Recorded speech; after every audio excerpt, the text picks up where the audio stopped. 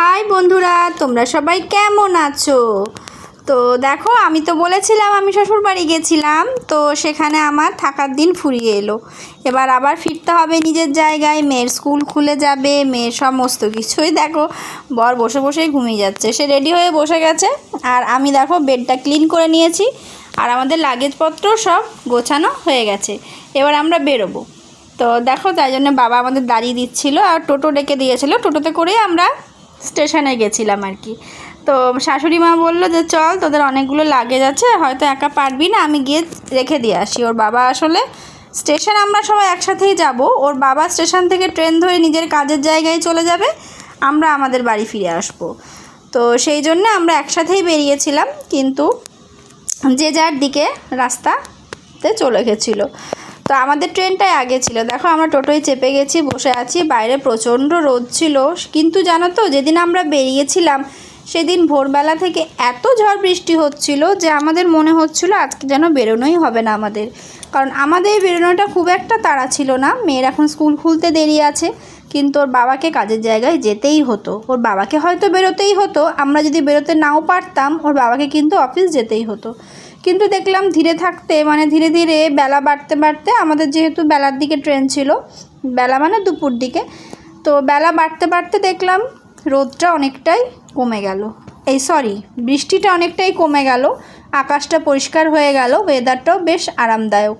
আর গাছগুলোর আমি ভিডিও করছিলাম যে এটা যেহেতু গরমকালে মানে পাতাগুলো এমন হয়ে থাকে, কিন্তু বৃষ্টি হওয়াতে পাতাগুলো পুরো ধুয়ে সবুজ হয়ে গেছে।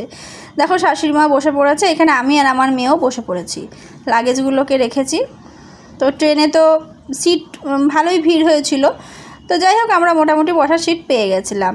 তারপরে ফিরে এসে কিছু একটা ভাত টাত খেয়েছিলাম। তারপরে দেখো, আমি এখানে ডিমের ঝোল করছিলাম। তো ডিমের ঝোল করলাম, ডিমের ঝোল ভাত খেয়েছি আমরা। শাশুড়ি মা এখানে এসে কদিন ছিলেন, 2 দিন মতন। তারপর ওনাকেও চলে যেতে হলো, কারণ শ্বশুরমশাইয়ের বাড়িতে একা ছিল। তো আমি দেখো রেডি হয়ে নিয়েছি, পরের দিনকে আমি যাব মেয়ের বই আনতে। মেয়েদের স্কুলে বই দেবে, এখনও পর্যন্ত ওদের ক্লাস শুরু হয়নি, বইটা আগে দিয়ে দিয়েছিল। তা আমি যাচ্ছি বই আনতে। তো রেডি হয়ে নিয়েছিলাম। শাশুড়ি মা বললো আমি থাকতেই ভালোই ডেটটা দিয়েছিল শাশুড়ি মা, ওই জন্যই আরও বিশেষ করে এলো, যাতে মেয়েকে আমার একা থাকতে না হয়। তো সেই জন্য দেখো আমি বেরিয়ে পড়লাম। শাশুড়ি মা বললো যে মেয়েটা যেহেতু বাড়িতে একা থাকবে, তা আমি যাই তোর সাথে, বই যেদিন আনতে যাবি আমি সেদিনটা থেকে পরের দিন চলে আসবো, তাতে করে ওকে একা থাকতে হবে না, তুই গিয়ে বইটা নিয়ে আসবি। তো দেখো, আমি বেরিয়ে গেছি বই আনতে। সেদিন কিন্তু খুবই রোদ ছিল যেদিন আমি বই আনতে গেছি। তো এত রোদ ছিল যে বাইরে রোদ শুধু ছিল না, গরম হাওয়াও দিচ্ছিল। এদের বই আনার টাইম ছিল 9টা থেকে 12টা। আমি কি করেছিলাম, আমি ফার্স্টে 9টার টাইমটাকেই বেশি প্রেফার করেছিলাম, যে গিয়ে নিয়ে চট করে নিয়ে চলে আসি, তাহলে সারাদিনটা আর ওই দিকে যাবে না। সকাল দিকটা খানিকটা গিয়ে আমি নিয়ে চলে আসবো।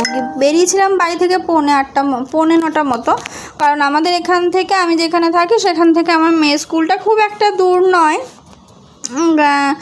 গাড়িতে যেতে খুব জোর হয়তো 5 মিনিট লাগবে। আমি যেহেতু একটু ধীরে সুস্থে চালাই, তাই জন্য যারা খুব ভালো গাড়ি চালাতে চান তাদের হয়তো আরও কম সময় লাগবে। তো দেখো, আমি চলে এসেছি আমার মেয়ের স্কুল। তো ওদের একটা মাল্টিপারপাস হল আছে স্কুলের পাশে, স্কুলের গেটে নয়, সেই হলটাতেই ওরা বই টই দেওয়া টাওয়া করে। তো সেখানেই এলাম তো বইটা নিতে। দেখতে দেখতে তো 2 থেকে 3 হয়ে গেল, বইপত্রও বেড়ে গেছে, অনেক কিছু সাবজেক্ট অ্যাড হয়ে গেছে। মেয়ে কতটা পড়াশুনো করবে সে গ্যারেন্টি আমি দিতে পারবো না, ও যে কি করবে ওই জানে। প্রথমত বই এনে লেখাপড়াটা শুরু হবে আমার, তারপরে ধীরে সুস্থে মেয়ের শুরু হবে। তো দেখো, বই নিয়ে চলে এসেছি, এই যখন থলিগুলো। এবারে যাব বাড়ি ফিরবো এবার। তো চলো দেখি বাড়িতে ফিরে আমার মেয়ের রিয়াকশানটা কি হয়, তোমাদের সাথে সেটাই শেয়ার করব। দেখো, বেল দিলাম। আমি ভাবছিলাম, ওকে বলেওছিলাম যে এবার তো বই চলে এলো, ছুটির দিন কিন্তু শেষ, এবার কিন্তু পড়াশোনা শুরু। ওই দেখো, মেয়ে যে বই এনে নিন, আর নতুন বই পেয়ে আমরা যতটা খুশি হতাম, ওরাও কিন্তু ঠিক ততটাই খুশি হয়। ও আর ওটাকে তুলতে পারছে না, এতটাই ভারী, থলি নিয়ে টানতে টানতে নিয়ে যাচ্ছে। তাহলে তুই তো বইয়ের থলিটাই তুলতে পারছিস না, তাহলে তুই পড়াশুনো কী করে, ব্রেন তোর কী করে এতগুলো পড়া তুলবে? তো কিন্তু ওই যে ব্রেন আর শরীর দুটোর মধ্যে তফাৎ আছে। ব্রেন হয়তো খাটাখাটি করে পরিশ্রম করে ঠিক তুলে নিতে পারবে। তো সত্যি বইগুলো ভারীও ছিল। আমিও মানে খানিকটা ওই স্কুল থেকে গাড়িটুকু আনতেও আমারও অবস্থা খারাপ হয়ে গেছিলো, মানে একবার হয়তো নামিয়ে দুবার টেনেছি এরকমটা। আর আসলে কি বলো তো, খাতা বই দুটো থলি একসাথে ক্যারি করছিল, তো ওই জন্য হয়তো একটু বেশি ভারী লেগেছে। তো তোমাদের সাথে তো বইগুলো শেয়ার করেই দিয়েছে, আমি আর বই শেয়ারের দিকে গেলাম না। ও বললো মা আমি শেয়ার করবো, বললাম ঠিক আছে করো। আর আমার শাশুড়ি মা বললো বসেই তো রয়েছি, তেমন কোনো কাজ নেই, তো দে আমি তোর একটু হেল্প করে দিই, বইগুলো মলাট দিয়ে দিই। বললাম ঠিক আছে দিয়ে দাও, আমার একটু হেল্প হয়, সেই তো আমাকেই করতে হবে। তো উনি বসে বসে বইগুলো মলাট দিয়ে দিচ্ছিলেন, আমার মেয়ে বসে বসে শিখছিল, আর আমি রান্নাটা করছিলাম আর কি। দেখো আজকে আমরা সেদিন রাতে করেছিলাম লুচি, কুমড়ো আলুর তরকারি আর মিষ্টি। তো এই হচ্ছে ডিনার। এটাই পরের দিন সকালে আমার মেয়ে খাচ্ছিল জলখাবারে হচ্ছে ম্যাগি, অলওয়েজ ফেভারেট। তো তোমরা সবাই কেমন আছো আমাকে অবশ্যই জানিও, এবং অনেক দিন পর তোমাদের সাথে এই ব্লগটা আমি কিন্তু শেয়ার করলাম। মাঝখানে অনেকটা দিন আমি কিচ্ছু শেয়ার করতে পারিনি। তো এবং কাদের কাদের স্কুল খুলে গেছে, কোন কোন বাচ্চাদের, তারা কোন ক্লাসে উঠলো, অবশ্যই আমাকে বলো। সবাই ভালো থেকো, টাটা। টাটা।